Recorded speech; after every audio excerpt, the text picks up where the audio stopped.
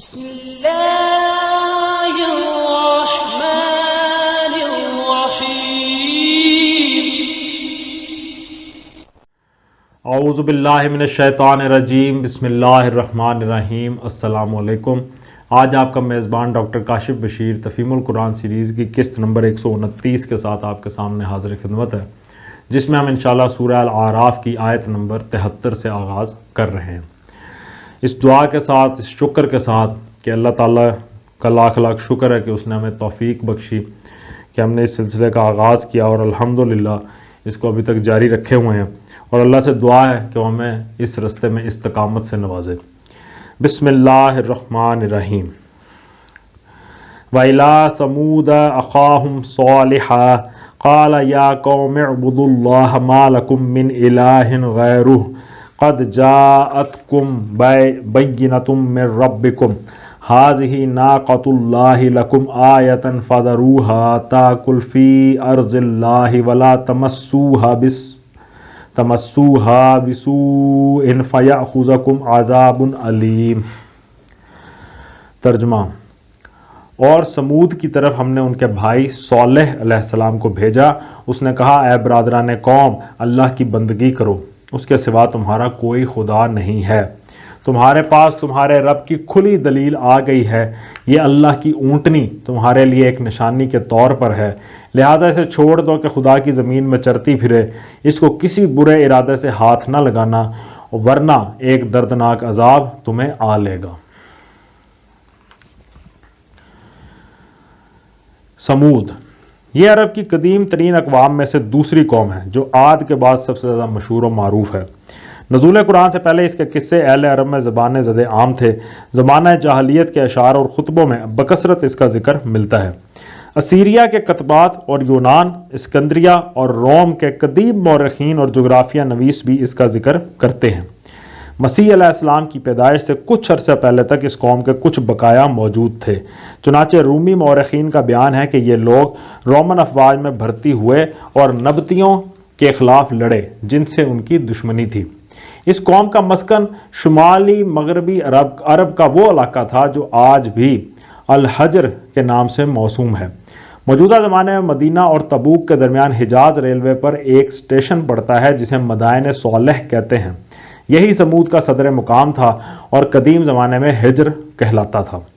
اب تک وہاں ہزاروں ایکڑ کے رقبے میں وہ سنگین عمارتیں موجود ہیں جن کو سمود کے لوگوں نے پہاڑوں میں تراش تراش کر بنایا تھا، اور اس شہر خموشہ کو دیکھ کر اندازہ کیا جاتا ہے کہ کسی وقت اس شہر کی آبادی 4-5 لاکھ سے کم نہ ہوگی۔ نزول قرآن کے زمانے میں حجاز کے تجارتی قافلے ان آثار قدیمہ کے درمیان سے گزرا کرتے تھے۔ نبی صلی اللہ علیہ وآلہ وسلم غزوہ تبوک کے موقع پر جب ادھر سے گزرے تو آپ نے مسلمانوں کو یہ آثار عبرت دکھائے اور وہ سبق دیا جو آثار قدیمہ سے ہر صاحب بصیرت انسان کو حاصل کرنا چاہیے۔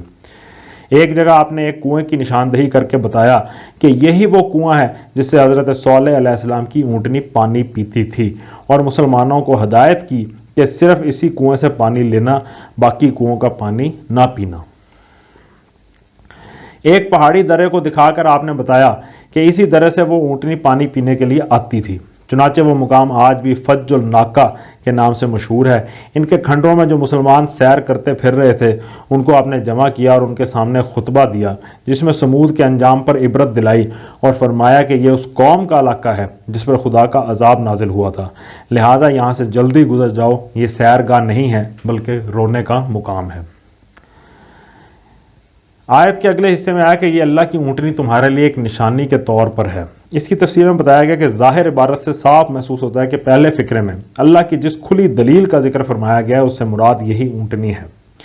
جسے اس دوسرے فقرے میں نشانی کے لفظ سے تعبیر کیا گیا ہے۔ سورہ شعراء آیات 154 تا 158 میں تصریح ہے کہ سمود والوں نے خود ایک ایسی نشانی کا حضرت صالح سے مطالبہ کیا تھا جو ان کے مامور من اللہ ہونے پر کھلی دلیل ہو، اور اسی کے جواب میں حضرت صالح علیہ السلام نے اونٹنی کو پیش کیا تھا۔ اس سے یہ بات تو قطعی طور پر ثابت ہو جاتی ہے کہ اونٹنی کا ظہور معجزے کے طور پر ہوا تھا، اور یہ اسی نوعیت کے معجزات میں سے تھا جو بعض انبیاء نے اپنی نبوت کے ثبوت میں منکرین کے مطالبے پر پیش کیے ہیں۔ نیز یہ بات بھی اس اونٹنی کی معجزانہ پیدائش پر دلیل ہے کہ حضرت صالح علیہ السلام نے اسے پیش کر کے منکرین کو دھمکی دی کہ بس اب اس اونٹنی کی جان کے ساتھ تمہاری زندگی معلق ہے، یہ آزادانہ تمہاری زمینوں میں چرتی پھرے گی، ایک دن یہ اکیلی پانی پیے گی اور دوسرے دن پوری قوم کے جانور پئیں گے، اور اگر تم نے اسے ہاتھ لگایا تو یکا یک تم پر خدا کا عذاب ٹوٹ پڑے گا۔ ظاہر ہے کہ اس شان کے ساتھ وہی چیز پیش کی جا سکتی تھی جس کا غیر معمولی ہونا لوگوں نے اپنی آنکھوں سے دیکھ لیا ہو۔ پھر یہ بات کہ ایک کافی مدت تک یہ لوگ اس کے آزادانہ چرتے پھرنے کو اور اس بات کو کہ ایک دن تنہا وہ پانی پیے اور دوسرے دن ان سب کے جانور پئیں، بادل ناخواستہ برداشت کرتے رہے اور آخر بڑے مشوروں اور سازشوں کے بعد انہوں نے اسے قتل کیا، درا حالانکہ حضرت صالح علیہ السلام کے پاس کوئی طاقت نہ تھی جس کا انہیں کوئی خوف ہوتا۔ اس حقیقت پر مزید دلیل ہے کہ وہ لوگ اس اونٹنی سے خوف زدہ تھے اور جانتے تھے کہ اس کے پیچھے ضرور کوئی زور ہے جس کے بل پر وہ ہمارے درمیان دندناتی پھرتی ہے، مگر قرآن اس امر کی کوئی تصریح نہیں کرتا کہ یہ اونٹنی کیسی تھی اور کس طرح وجود میں آئی۔ کسی حدیث صحیح میں بھی اس کے معجزے کے طور پر پیدا ہونے کی کیفیت بیان نہیں کی گئی ہے،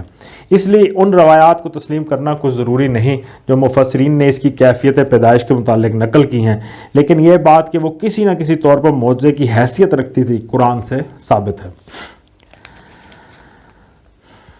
وَاذْكُرُوا إِذْ جَعَلَكُمْ خُلَفَاءَ مِنْ بَعْدِ عَادٍ وَبَوَّأَكُمْ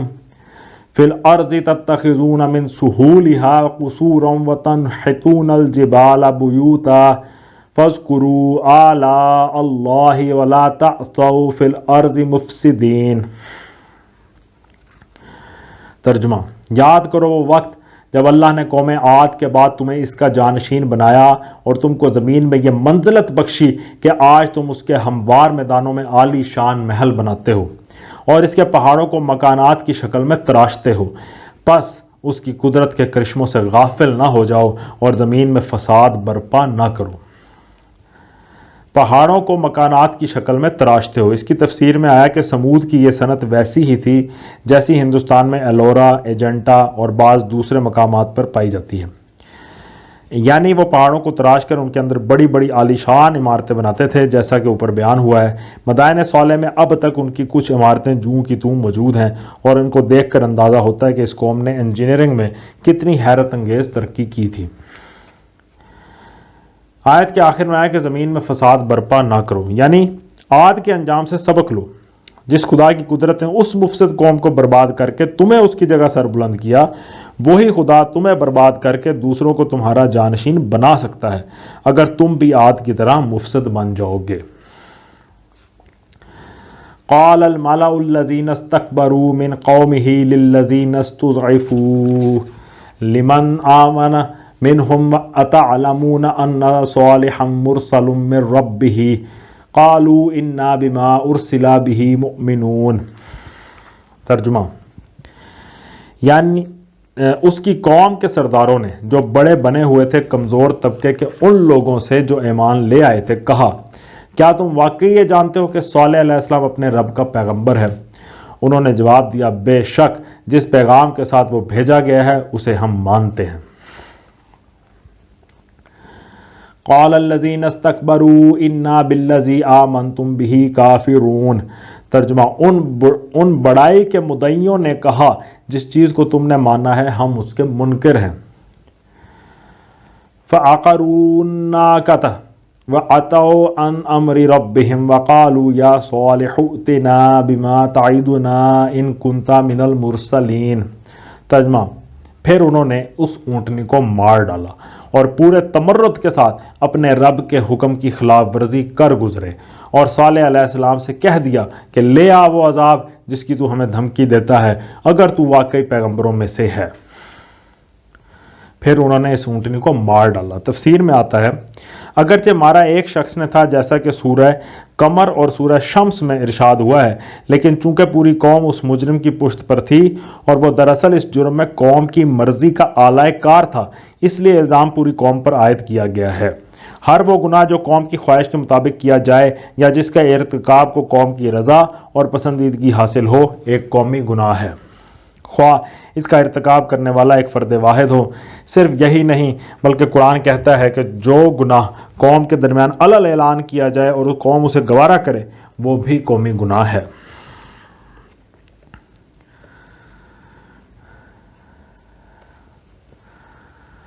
فَأَخَذَتْهُمُ الرَّجْفَةُ فَأَصْبَحُوا فِي دَارِهِمْ جَاثِمِينَ۔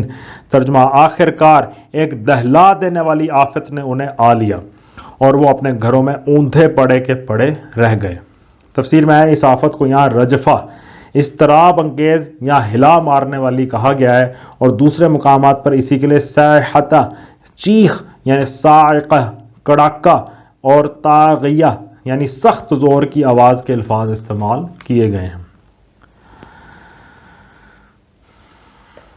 فَتَوَلَّى عَنْهُمْ وَقَالَ يَا قَوْمِ لَقَدْ أَبْلَغْتُكُمْ رِسَالَةَ رَبِّي وَنَصَحْتُ لَكُمْ وَلَكِنْ لَا تُحِبُّونَ النَّاصِحِينَ۔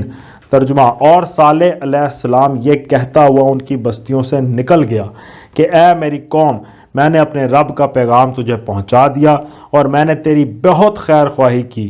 مگر میں کیا کروں کہ تجھے اپنے خیر خواہ پسند ہی نہیں ہیں۔ صدق اللہ العلی العظیم۔ الحمدللہ، آج ہم نے سورہ الاعراف کی آیت نمبر 79 تک کا ترجمہ اور تفسیر پر غور کرنے کی کوشش کی ہے،